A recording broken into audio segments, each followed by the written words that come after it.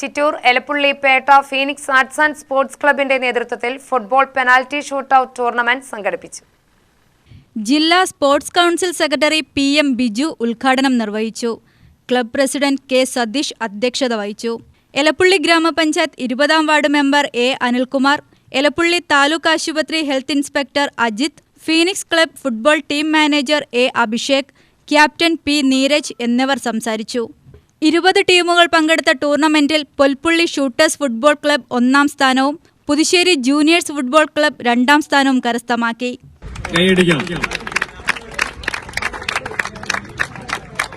അവർക്കുള്ള ക്യാഷ് പ്രൈസും ഉണ്ട്.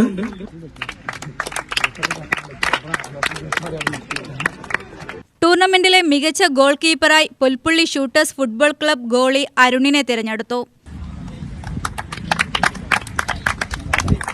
Phoenix club secretary M Sanoj സ്വാഗതവും ട്രഷറർ A ജയകൃഷ്ണൻ നന്ദിയും പറഞ്ഞു. UTV news, Palakkad.